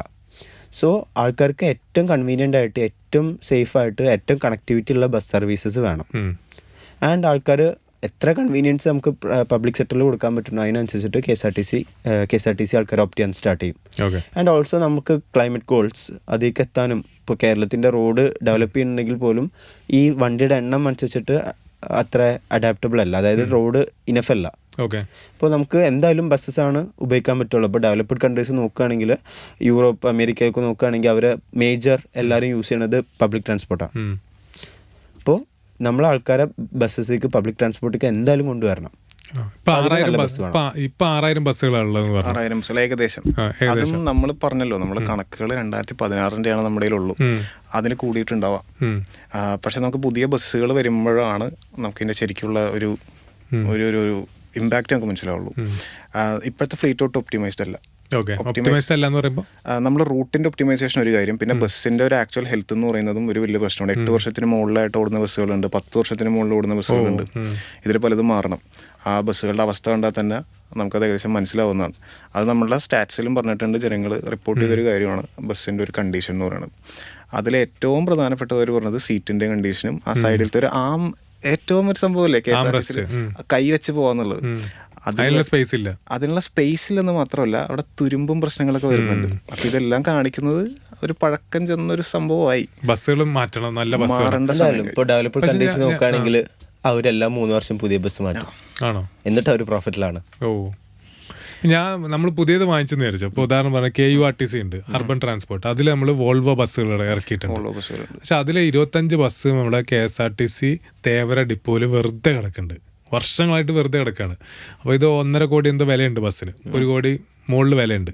അപ്പോൾ ഈ 1 കോടി മുകളിൽ വിലയുള്ള ബസ് ചെറിയ മെയിൻ്റനൻസ് വർക്ക് ചിലപ്പോൾ ഉണ്ടാവുള്ളൂ, ബ്രേക്ക് പോയിട്ടുണ്ടാവും, അല്ലെങ്കിൽ എന്തെങ്കിലും മാറ്റം ഉണ്ടാവും. പക്ഷേ ഇത് സർവീസ് ചെയ്യാനുള്ള ഓപ്ഷൻ നമ്മുടെ കയ്യിലില്ല. അങ്ങനെയാണ് ഇത് അവിടെ വെറുതെ കിടക്കുന്നത്. അപ്പോൾ ഇത് വാങ്ങുന്നതിലും എന്തോ പ്രശ്നമുണ്ടെന്ന് എനിക്ക് തോന്നുന്നു, അല്ലെങ്കിൽ ഇതിൻ്റെ അഗ്രിമെൻറ്റിൽ എന്തോ പ്രശ്നമുണ്ട്. മെയിൻറ്റെയിൻ ചെയ്ത് കൊണ്ടു നടക്കാൻ പറ്റാത്ത വണ്ടികൾ നമ്മൾ വാങ്ങിച്ചു. അത് നിങ്ങൾ അറിഞ്ഞായിരുന്നു, എന്തെങ്കിലും നോക്കിയായിരുന്നു? അത് ആക്ച്വലി ഇപ്പോൾ KSRTCയുടെ ബസ്സസ് ഒക്കെ ഗവൺമെന്റ് കൊടുക്കുന്നത്. അപ്പോൾ എക്കണോമിക് സിറ്റുവേഷൻ അനുസരിച്ചിട്ട് ഇപ്പോൾ ഇന്ത്യൻ എക്കോണമി കുറച്ച് ഡൗൺ ആയി കഴിഞ്ഞാൽ ഈ ആൾക്കാർ ബസ്സസ് മേടിക്കണം, ട്രക്സ് മേടിക്കണതൊക്കെ കുറയും. ഇപ്പോൾ ഗവൺമെന്റ് ഈ വോൾവോ അങ്ങനത്തെ മാനുഫാക്ചറിങ് കമ്പനീസ്, ടാറ്റ, അവരൊക്കെ സപ്പോർട്ട് ചെയ്യാൻ വേണ്ടിയിട്ട് ഗവൺമെന്റ് ഒരു ഹ്യൂജ് ഓർഡർ മേടിക്കും, central government or state government അത് അവർ മേടിക്കും. അപ്പോൾ ഈ മേടിച്ച ബസ്സസ് ചെറിയ മീൻസ് മേടിച്ചതിൻ്റെ ഒരു ഹാഫ് പ്രൈസിൽ അല്ലെങ്കിൽ ചിലപ്പോൾ ഫ്രീ ആയിട്ട് ഡിപ്പെൻസ് ആണ് ഈ ഓർഗനൈസേഷനിൽ കൊടുക്കുന്നത്. ഗവൺമെന്റ് വാങ്ങിയിട്ട് സർവീസ് സെക്ടറിന് കൊടുക്കും. യെസ്. ഇപ്പോൾ KSRTCക്കോ അല്ലെങ്കിൽ കർണാടക RTCക്കോ ആർക്കും എല്ലാം കൊടുക്കും. സോ ചിലപ്പോൾ അത് ഫ്രീ ആയിട്ട് കിട്ടും, ചിലപ്പോൾ ഹാഫ് പ്രൈസിൽ കിട്ടും, ചിലപ്പോൾ നല്ല ഡിസ്കൗണ്ട് ആയിട്ട് നമുക്ക് ഫ്രീ ആയിട്ട് കിട്ടിയതായിരിക്കും നിങ്ങൾ പറയുന്നത്. അങ്ങനെ പല ബസ്സുകളുണ്ട്, കിട്ടിയതുണ്ട്, ഹാഫ് പ്രൈസിൽ കിട്ടിയതുണ്ട്, നമ്മൾ മേടിച്ചതുണ്ട്. അപ്പോൾ ഈ ബസ്സസ് മെയിൻ്റെനൻസ് വരുന്നത് ഇതിലല്ല, പിന്നെ നമ്മളെ കയ്യിലാണ് ബസ്. മെയിൻ്റെനൻസ് അഗ്രിമെന്റ് ഉണ്ടാവില്ല അപ്പം? ഇല്ല. ഫ്രീ ആയിട്ട് കിട്ടിയതുകൊണ്ടാണ്. ഒരു ലീസൊക്കെ ആണെങ്കിൽ അതിനുള്ളൊരു പ്രൊവിഷൻ അവിടെ കൂടുതൽ കാണാം. പക്ഷെ ഒരു ഔട്ട്റൈറ്റ് പർച്ചേസ് ആകുമ്പോൾ എല്ലാ ഓണർഷിപ്പും പൊസിഷനും നമ്മുടെ കയ്യിലായതുകൊണ്ട് മെയിൻ്റെനൻസ് നമ്മുടെ കയ്യിലാവും. ആൻഡ് ഈ ബസ്സസ് ഇങ്ങനെ കിടക്കുന്നത് ഒരു മാനേജറൽ ഇഷ്യൂ ആണ്. ആൻഡ് ഇപ്പോൾ നമ്മൾ KSRTCയുടെ വെബ്സൈറ്റിൽ നോക്കുകയാണെങ്കിൽ KURTC AC ബസ്സസ് നമുക്ക് എത്ര ഒരു 2-3 മണിക്കൂർ മുമ്പേ സോൾഡ് ഔട്ട് ആവും. ബാക്കിയുള്ള ബസ്സസ് കാലിയായിട്ടുണ്ടെങ്കിൽ പോലും ഈ ബസ്സസ് ആണ് ഏറ്റവും ഫസ്റ്റ് കൂടുക. അപ്പോൾ ഈ AC ബസ്സസിന് ഡിമാൻഡ് ഉണ്ട്, നല്ല ഡിമാൻഡ് ഉണ്ട്. പക്ഷെ ഒരു 5-8 വർഷമായിട്ട് വെറുതെ കിടക്കാന്ന് പറഞ്ഞാൽ അത് എനിക്കൊന്ന് മാനേജ്മെന്റ് പ്രശ്നമാണ്. അതൊരു റെലവെന്റ് ആയിട്ടുള്ള ഒരു കാര്യം തന്നെയാണ്. നമുക്ക് ഉപയോഗിക്കാൻ, എന്തുകൊണ്ട് ഉപയോഗിക്കാൻ പറ്റില്ല എന്നുള്ളൊരു ചോദ്യം ഇവിടെ ഉണ്ട്. നിങ്ങൾ മിസ്മാനേജ്മെന്റിനെ പറ്റി പറയുന്നുണ്ട്, അതിന്റെ പോയിന്റ്സ് എന്തൊക്കെയാ? ലൈക്ക് ഫസ്റ്റ് ഓഫ് ഓൾ ഞങ്ങൾ KSRTC ശ്രദ്ധിച്ചത് ഇപ്പോൾ KSRTCയുടെ MD അല്ലെങ്കിൽ ചെയർമാൻ, പുള്ളി ഒരു ഓപ്പറേഷൻ എക്സ്പേർട്ട് ആണ്. ഞാനും പുള്ളി ഈസ് വെരി സ്കിൽഡ് ഡെഫിനറ്റ്ലി. ഇപ്പോൾ ലൈക്ക് ഞങ്ങളൊരു സ്റ്റാർട്ടപ്പ് അല്ലെങ്കിൽ ഒരു ഗ്രോത്ത് ബിസിനസ് ആസ്പെക്റ്റിൽ നോക്കുകയാണെങ്കിൽ നമുക്ക് അങ്ങനത്തെ ഒരു ചെയർമാന് പകരം ഒരു ഇപ്പോൾ ചെയർമാൻ ചെയ്യുന്ന ഒരു ജോലി പറഞ്ഞു കഴിഞ്ഞാൽ നെഗോസിയേഷൻ ആണ്. അതായത് കടം മേടിച്ച ഓർഗനൈസേഷൻ അല്ലെങ്കിൽ അവരെ കൂടി നെഗോഷിയേറ്റ് ചെയ്തുകൊണ്ടിരിക്കുകയാണ്. അപ്പോൾ നമുക്ക് ചെയർമാൻ ചെയ്യേണ്ടത് ഞങ്ങൾ റെക്കമെൻഡ് ചെയ്യുകയാണെങ്കിൽ ഞങ്ങൾ പറയുക, അതായത് ചെയർമാൻ ഗ്രോത്തിലും റവന്യൂവിലാണ് ഫോക്കസ് ചെയ്യേണ്ടത്. അപ്പോൾ അതായത് എക്സാമ്പിൾ പറയാം, ഗ്രോത്ത് റവന്യൂ എന്ന് പറയുമ്പോൾ ഒരു സർവൈവൽ ഇൻസ്റ്റിങ്ക്റ്റ് ഇവിടെ മാറിയിട്ടില്ല. അതായത് ഇന്നുള്ളത് നാളെ പോകരുത്, അല്ലെങ്കിൽ ഇന്നുള്ളത് നാളെ ഉണ്ടാവണം എന്നുള്ളത് മാത്രമേ ഉള്ളൂ. പക്ഷെ ഇന്നില്ലാത്ത പലത് നാളെ ഉണ്ടാവണം എന്നുള്ളത് അവർ ചിന്തിക്കുന്നു. അങ്ങനത്തെ ഐഡിയാസിലേക്ക് പോകണം. ഐഡിയാസ് വന്നില്ല, നമ്മൾ ഇപ്പോഴും കേൾക്കുന്നില്ല. ഒരു റാഡിക്കൽ ചേഞ്ച് നമ്മൾ KSRTCയിൽ കാണുന്നില്ല. ഞങ്ങളിപ്പോൾ ചെയർമാൻ സാറിൻ്റെ അടുത്ത് 2-3 വട്ടം പോയിട്ടുണ്ട്. ഈ ചെയർമാൻ സാർ ഓഫീസിൽ നിന്ന് ഇറങ്ങാൻ അബൌട്ട് രാത്രി 10 മണി 11 മണി പിന്നെ രാവിലെ വരും. അത്രയും ഡീൽ ചെയ്യാനുണ്ട്, അത്രയും ആൾക്കാർ ഇങ്ങനെ റെഗുലർ ആയിട്ട് വന്നുകൊണ്ടിരിക്കുകയാണ്. സ്റ്റേക്ക് ഹോൾഡേഴ്സും കാര്യങ്ങളൊക്കെ അവർ നെഗോഷിയേറ്റ് ചെയ്തുകൊണ്ടിരിക്കുകയാണ്. ഞങ്ങളുടെ സിസ്റ്റം പ്രകാരം നെഗോസിയേഷൻ ഒരു CMD സാറിന്റെ തൊട്ട് താഴെ ഹൈറാക്കിയിൽ ഒരാളും കൂടി വേണം. ഇതൊക്കെ നമ്മൾ പറയുന്നത് ടോപ്പ് ലെവലിലാണ്. അതിന്റെ അടിയിലേക്ക് പോകുമ്പോൾ നമ്മൾ ഇനിയും കൂടുതൽ പഠിക്കേണ്ടി വരും. എംപ്ലോയി സാറ്റിസ്ഫാക്ഷനെ കുറിച്ച് ഞങ്ങൾ പറയുന്നുണ്ട്. നമ്മളുണ്ടല്ലോ പലവരോടും ചോദിച്ചതാ, നമ്മൾ ഈ കണ്ടക്ടേഴ്സിനോടായാലും ഡ്രൈവേഴ്സിനോടായാലും ലോങ് റൂട്ട് ഓടി തിരിച്ചു വരുമ്പോൾ കഴിച്ചോ എന്ന് ചോദിക്കുന്നത് തന്നെ ഒരു വലിയൊരു റിലീഫാണ്. പക്ഷെ ഇതിനൊരു പ്രോപ്പർ ഇൻഫ്രാസ്ട്രക്ചർ വേണം. ഒരു ചോദ്യത്തിൽ മാത്രം കാര്യമില്ല, മനസ്സിലായില്ലേ? ഇപ്പോഴും ഈ ബസ് നിർത്തുന്ന പല ഹോട്ടലുകളിലായിട്ടുള്ള ടൈപ്പിലാണ് അവർ കഴിക്കുന്നത്. പക്ഷെ നമുക്ക് ഡീപോർട്സിൽ ആ ഒരു സംവിധാനം കൊണ്ടുവരണം. അവർക്ക് കഴിക്കാൻ നല്ല ഭക്ഷണം കിട്ടുന്ന ഒരു വെൽ മെയിൻറ്റെയിൻഡ് സ്പേസ് അതിന് വേണം. എന്നാലേ ഇതിൽ കാര്യമുള്ളൂ. അല്ലാതെ ജസ്റ്റ് വന്നു ഒരു ചായ കൊടുത്തു വിട്ടോ അടുത്ത റൂട്ട്, കാര്യമില്ല. അവരവിടെ ഇരുന്ന് കഴിച്ച് അവരുടെ ഒരു മെന്റൽ പീസ് ആൻഡ് സാറ്റിസ്ഫാക്ഷൻ അവിടെ നോക്കണം. കാര്യം ഇവർ ഓടുന്നത് ചില്ലറ മണിക്കൂറുകളിലല്ല, അത് 1-2 മണിക്കൂർ റൂട്ടല്ല അവരുടെ. 8, 10, 12 മണിക്കൂർ ഓടുന്ന ബസ്സുകളുണ്ട്. ഷിഫ്റ്റ് ഒക്കെ ഓക്കെയാണോ? ഓക്കെ അല്ല, അവരെ ഭയങ്കര മീൻസ് ഞങ്ങൾക്ക് സർവേ എടുത്തപ്പോൾ 24 മണിക്കൂർ ഷിഫ്റ്റുള്ള ഒരാളെ ഞങ്ങൾ കണ്ടു. ഡ്രെയിനിങ് ആണ്, അവര് ഡ്രെയിൻഡ് ആളില്ല. അപ്പൊ നമുക്ക് ആള് ഇല്ലാണ്ട് ലൈക്ക് അവരൊരു സിസ്റ്റം ഇങ്ങനെയാണ്. അതൊക്കെ 2-3 ദിവസം വർക്ക് ചെയ്ത് കഴിഞ്ഞാൽ ബാക്കി 2-3 ദിവസം ലീവ്. അങ്ങനെയാണ്. ബട്ട് ഒരു ഹെൽത്തി അല്ല അത്. മീൻസ് നമുക്കിപ്പോൾ സർവീസ് ബിസിനസ്സിൽ ഏറ്റവും കൂടുതൽ ഇമ്പോർട്ടൻ്റ് കൊടുക്കേണ്ടത് സർവീസ് പ്രൊവൈഡേഴ്സിനാണ്. ഇവരെത്ര കൺവീനിയൻ്റ് ആയിട്ട് ആൾക്കാരായിട്ട് പെരുമാറണമെങ്കിൽ ഇവർ അത്രയും സാറ്റിസ്ഫൈഡ് ആയിരിക്കണം. ഇവർക്ക് അതിന് നല്ല റെസ്റ്റ് ചെയ്യാനുള്ള സ്ഥലം വേണം. ഇവർ ഫുഡ് കഴിച്ചാൽ KSRTC ഇവരെ കെയർ ചെയ്യുന്നുണ്ടെന്ന് കണ്ടു കഴിഞ്ഞാൽ ഡെഫിനറ്റ്ലി അവർ KSRTCനെ കെയർ ചെയ്യാൻ സ്റ്റാർട്ട് ചെയ്യും. കയറുന്നവർക്ക് അത്ര കെയറിങ് കിട്ടും. യെസ്. ആൻഡ് ഓൾസോ നമ്മൾ ഡ്രൈവേഴ്സിനോടും കണ്ടക്ടേഴ്സിനൊക്കെ സംസാരിച്ച അവരുടെ കാര്യം ഭയങ്കര കഷ്ടത്തിലാണ്. ഇപ്പോൾ എല്ലാവരും യൂണിയനാണ് ഇതൊക്കെയാണെന്ന് പറയുന്നുണ്ടെങ്കിലും അവർക്ക് എങ്ങനെയും KSRTC രക്ഷപ്പെട്ടാൽ മതി. KSRTC രക്ഷപ്പെട്ട് കഴിഞ്ഞാൽ അവർക്ക് റെഗുലറായിട്ട് സാലറി കിട്ടും. അത് വെച്ചിട്ട് അവരുടെ ജീവിതം സ്മൂത്ത് ആവും. ഇതിനുള്ള സജഷൻസ് ഉണ്ടോ നിങ്ങളുടെ അടുത്ത്? ഞങ്ങൾ ഫസ്റ്റ് വെച്ചത് ഇപ്പോൾ KSRTC ഡ്രൈവേഴ്സും കണ്ടക്ടേഴ്സും ഭയങ്കര റോബോട്ടിനെ പോലെ വർക്ക് ചെയ്യണത്. ഡെയിലി വരുന്നു, വണ്ടി ഓടിക്കുന്നു, പോകുന്നു. നമുക്ക് അങ്ങനെയല്ല. ലൈക്ക് മോട്ടിവേഷൻ വരണം അവർക്ക്. അപ്പോൾ അതിന് നമ്മൾ റെക്കമെൻഡേഷൻ പറഞ്ഞു കഴിഞ്ഞാൽ best driver of the month, best conductor of the month, അങ്ങനത്തെ അവാർഡ് കൊടുക്കുക. പിന്നെ ഇൻഫ്രാസ്ട്രക്ചർ ഡെവലപ്മെൻറ്റ്, അവർക്ക് റെസ്റ്റ് ചെയ്യാനുള്ള പ്ലേസ്. ഇപ്പോൾ നമ്മൾ KSRTCയുടെ പബ്ലിക്കിനുള്ള ടോയ്ലറ്റ് നമ്മൾ കണ്ടിട്ടുണ്ട്. ഏഴിലത്ത് നമുക്ക് നിൽക്കാൻ പറ്റില്ല, ഇത്ര വൃത്തികേടാണ്. ഡ്രൈവേഴ്സിൻ്റെ അതിനൊക്കെ കഷ്ടമാണ്. ഇതെല്ലാം പലർക്കും കേൾക്കുമ്പോൾ നിസ്സാരമായിട്ടുള്ള സജഷൻസ് ആയിട്ട് തോന്നും. പക്ഷേ ഒരുപാട് മാറ്റങ്ങൾ ഉണ്ടാവും. ഒരു ബെസ്റ്റ് ഡ്രൈവർ അവാർഡത്തോടെ റെക്കഗ്നേഷൻ ഇതായിട്ടൊരു ബന്ധമില്ലാത്ത ഒരാൾക്ക് ഒരു തമാശയായിരിക്കും. പക്ഷേ ഒരു 24 മുതൽ ഒരു 10-12 മണിക്കൂർ ഓടുന്ന ഒരാൾക്ക് മാസാവസാനം കിട്ടുന്ന റെക്കഗ്നേഷൻ ആണ്. ഉറപ്പായിട്ടും അത് കിട്ടുന്ന ഒരു ബൂസ്റ്റ് ചില്ലറയല്ല. നമുക്ക് തുടങ്ങാനായിട്ട് സത്യം നിങ്ങൾ ഇതിന്റെ 360 ഡിഗ്രി ആലോചിച്ച് പ്ലാനുകളാണ് മുന്നോട്ട് വെച്ചത്. തീർച്ചയായിട്ടും. ഞങ്ങൾ കൊമേഴ്സ് സ്റ്റുഡൻസ് അല്ലേ, ഞങ്ങൾ എഞ്ചിനീയർ സ്റ്റുഡൻസ് ഒക്കെ ആണെങ്കിൽ ഒറ്റ കാര്യത്തിലാണ് ഫോക്കസ് ചെയ്യുന്നത്. ഞങ്ങളൊരു ഓവറോൾ ബിസിനസ്. അടിപൊളി. അപ്പം കൊമേഴ്സ് സ്റ്റുഡൻസിന് കൈയടിക്കണം അപ്പൊ അല്ലേ?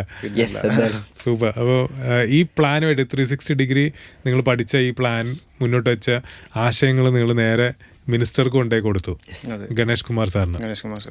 അവിടുന്ന് കിട്ടിയ ഫീഡ്ബാക്ക് എന്താണ്? പോസിറ്റീവാണ്. ആണ്. എന്താ പറഞ്ഞ? നമുക്ക് ആദ്യം തന്നെ ഒരു സ്റ്റുഡൻസ് ആണെന്നുള്ള ഒരു കൺസിഡറേഷനിലാണ് നമ്മൾ ആദ്യം ചെന്നതെങ്കിലും നമ്മുടെ റിപ്പോർട്ട് കണ്ടപ്പോഴാണ് ഇവർ ശരിക്കും ചിന്തിച്ചത്, ഇതിൽ പല കാര്യങ്ങളും ഉണ്ടല്ലോ, ചില്ലറക്കളി അല്ലെന്ന് മനസ്സിലായത് അപ്പോഴാണ്. പിന്നീട് നമ്മൾ മന്ത്രിയെ പോയി കണ്ടു, നല്ല രീതിയിലുള്ള ഒരു ഫീഡ്ബാക്ക് കിട്ടി. കുറച്ച് സമയം കഴിഞ്ഞു, റിപ്പോർട്ട് കൊടുത്തു, അവർ വായിച്ചു, മനസ്സിലാക്കി. അതാണ് ഏറ്റവും വലുത്. റിപ്പോർട്ട് അവർ വായിക്കാനുള്ള ഒരു മനസ്ഥിതി അവിടെ ഉണ്ടായി. ഞങ്ങൾ പ്രസന്റ് ചെയ്യണ ഒരു ഹാഫ് എത്തേക്ക് തന്നെ സാർ നേരെ CMD സാറിന് അസൈൻ ചെയ്തു. അതെ, that is the best part. ഇത് പഠിക്കാൻ സൂപ്പർ. അപ്പോൾ ഇത് KSRTCയുടെ നിങ്ങളുടെ പ്ലാൻ എത്തി. വാവ്. ഇത് പ്രാക്ടിക്കലാവും? എന്താ നിങ്ങളുടെ പ്രാക്ടിക്കലാവും ഒരു ഒരു പ്രതീക്ഷ? എന്താ? നമുക്ക് പ്രാക്ടിക്കൽ ആവുമെന്നുള്ളത് തന്നെയാണ് കാര്യം. ഇതിലൊട്ടും നടക്കായിക ഇല്ലാത്ത കാര്യങ്ങൾ നമ്മൾ ഇതിലൊന്നും വെച്ചിട്ടില്ല. ഒരു ഹെവി ഇൻവെസ്റ്റ്മെന്റ് വരുന്നതോ അല്ലെങ്കിൽ ഒരു സിഗ്നിഫിക്കൻറ്റ് ചേഞ്ച് വരുന്നതായിട്ടുള്ള കാര്യങ്ങൾ പറഞ്ഞില്ല. പലതും പല സ്ഥാപനങ്ങളും നടപ്പിലാക്കിയിട്ടുള്ള കാര്യങ്ങളാണ്. ഇത് KSRTCക്കും കൂടെ ചെയ്യാവുന്നതേ ഉള്ളൂ. അപ്പോൾ ഇത് നടപ്പിലാക്കാനുള്ള സാധ്യതയാണെങ്കിൽ തീർച്ചയായിട്ടും ഉണ്ടെന്ന് തന്നെയാണ് ഞങ്ങൾ വിശ്വസിക്കുന്നത്. ആൻഡ് KSRTC ഇത് കംപ്ലീറ്റ് ലീഡർഷിപ്പിന്റെ കയ്യിലാണ്. ആൻഡ് ഞങ്ങൾക്ക് എക്സ്പെക്ടേഷൻ ഉണ്ട്, they will implement it. ഉറപ്പായിട്ടും സ്റ്റുഡൻസ് വിചാരിച്ച നാട്ടിൽ മാറ്റം ഉണ്ടാക്കാൻ പറ്റും നമ്മൾ പറയാറുണ്ട്. ശരിക്കും നിങ്ങൾ ആ മാറ്റമാണ് ആലോചിച്ചുണ്ടാക്കിയത്. ഇനിയിപ്പോൾ ഇത് ആ തലപ്പത്തിരിക്കുന്നവരുടെയും അല്ലെങ്കിൽ ഡിപ്പാർട്ട്മെന്റിന്റെയും കയ്യിലാണ് ഈ മാറ്റം പ്രാക്ടിക്കലാക്കുക എന്നുള്ളത്. ലൈക്ക് ഞങ്ങളിപ്പോൾ സ്റ്റുഡൻസ് മാറ്റങ്ങൾ ഉണ്ടാക്കും പറഞ്ഞു, ഞങ്ങൾക്ക് നേരെ നെഗറ്റീവായിട്ടുള്ള കിട്ടിയത്. ഇപ്പോൾ ഞങ്ങൾ ഈ പ്രൊജക്ട് സ്റ്റാർട്ട് ചെയ്തിട്ടുണ്ട് പറഞ്ഞപ്പോൾ ഞങ്ങൾ നോഡൽ ഓഫീസർ ആർദ്ര മാം, പുള്ളിക്കാരി ഒഴികെ ബാക്കി എല്ലാ ടീച്ചേഴ്സ് ആയിക്കഴിഞ്ഞാലും KSRTCയുടെ സ്റ്റേക്ക് ഹോൾഡേഴ്സ് ആയിക്കഴിഞ്ഞാലും ആദ്യം തന്നെ ഒരു പുച്ഛഭാവത്തോടെ നോക്കി കാണും. ഇതൊന്നും നടക്കാൻ പോകുന്നില്ല, എന്തിനാ വെറുതെ കഷ്ടപ്പെടുന്നുള്ള ഒരു ആറ്റിറ്റ്യൂഡ്. 50-60 വർഷങ്ങളൊക്കെ ആയിട്ട് ഒരു മാറ്റം ഉണ്ടായിട്ടില്ല. മാറ്റം ഉണ്ടായില്ലെങ്കിൽ നമ്മൾ എന്ത് ചെയ്യാനാന്നുള്ളൊരു ചോദ്യമാണ്. പക്ഷെ അതല്ല, മാറ്റങ്ങൾ വരും. ഒന്ന് ആഞ്ഞു ശ്രമിച്ചാൽ. വേറെ ആരെങ്കിലും ഇങ്ങനെ പഠനം നടത്തിയിട്ടുണ്ടോ?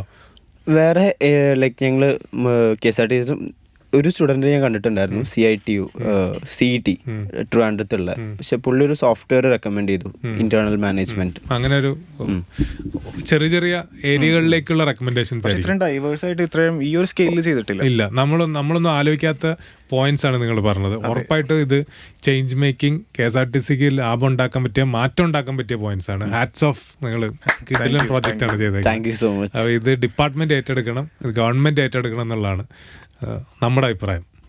ഇത് ഏറ്റെടുത്ത് ഈ മാറ്റം KSRTCയിൽ ഉണ്ടാവട്ടെ, ഇത് റിഫ്ലക്റ്റ് ചെയ്യട്ടെ. കാരണം നമ്മൾ ചെയ്യുന്ന പല പഠനങ്ങളും എക്സിബിഷനിൽ മാത്രം ഒതുങ്ങി പോകാറാണ്. സ്റ്റുഡൻസ് എക്സിബിഷനിൽ സാധാരണ പ്രൊജക്റ്റുകളെ ഒരുപാട് ഐഡിയാസ് ചിലപ്പം പ്രൊജക്റ്റുകൾ കോളേജിൽ മാത്രം ഒതുങ്ങും. അങ്ങനെ ഒതുങ്ങുന്ന ഒരു പ്രൊജക്റ്റ് ആവാതിരിക്കട്ടെ. ഇത് KSRTC ലാഭത്തിലേക്ക് പോകണം ഈ പ്രൊജക്റ്റ് കൊണ്ട്. എന്തായാലും സൂപ്പർ. നമ്മുടെ പ്രതീക്ഷ. Thank you so much. Thank you.